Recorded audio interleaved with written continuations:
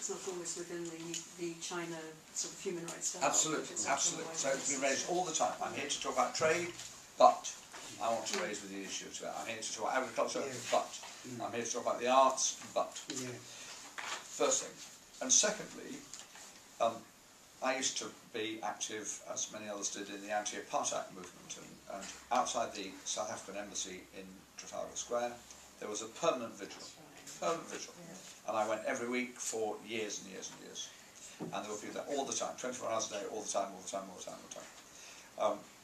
I don't know whether it's possible, but it might be possible to have a much more coordinated approach across the Chinese missions in Europe, or the European Union countries, or Washington and London and Paris and Moscow. I mean, there are vigils.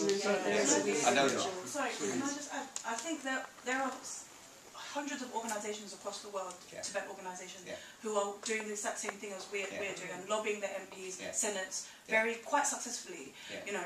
And there have been a few statements, but and I know, you know, we've, like, Students for Free Tibet, the International Tibet Network have been appealing to the United Nations, to the European Council.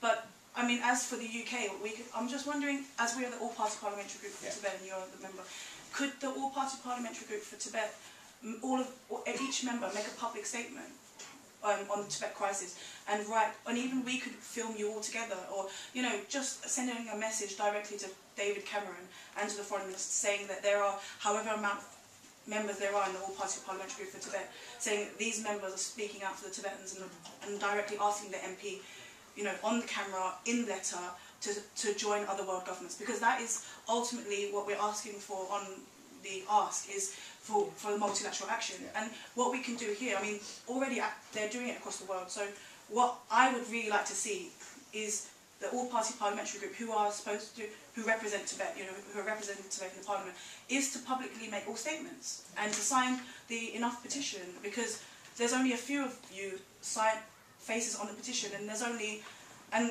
if this could be a start to also build up media in the UK, if our MPs speak out publicly. You know. I would have thought the logical thing, I mean, I hear three specific requests. One is that we all respond more publicly and visibly and frequently when there's something to respond to specifically. I hear that. Secondly, that we work effectively more intergovernmentally, internationally and so on. But thirdly, that there is a bigger engagement by the government on the issue where possible. I've suggested ways of doing that. My specific suggestion is from here that in terms of what we're planning for the next couple of months, we do try and include a request to deliver the Foreign Secretary to be seen and heard to be meeting with the Society in the campaign.